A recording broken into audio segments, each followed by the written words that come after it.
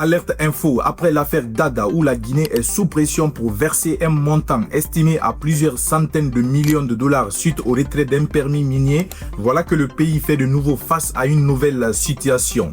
Cette fois, 4 grandes entreprises minières étrangères ont saisi la Banque mondiale, le CIRDI, contre l'État guinéen.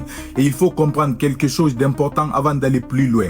Le CIRDI est un tribunal international rattaché à la Banque mondiale. Il est utilisé lorsqu'un investisseur étranger estime qu'un État a violé un contrat ou retiré un droit d'exploitation de manière injustifiée. Et dans ce type de dossier, les montants peuvent être extrêmement lourds. Première affaire, flacon énergie matérielle, montant réclamé environ 100 millions de dollars. Numéro de dossier, CIRDI numéro ARB 2613.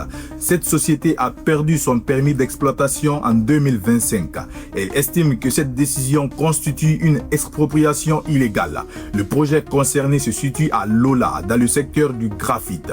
Elle a saisi le CIRDI en mars 2026 pour demander réparation financière. Deuxième affaire, Axis International Limited, montant réclamé à l'État guinéen, 28,9 milliards de dollars. Ici, on change totalement de dimension. Cette société basée aux Émirats Arabes Unis réclame près de 30 milliards de dollars à la Guinée.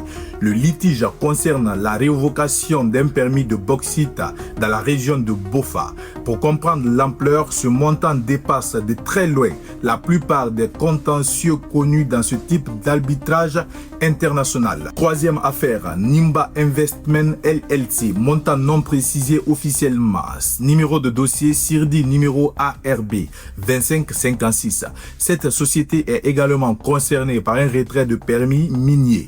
Le dossier est officiellement enregistré et toujours au cours de traitement devant le CIRDI.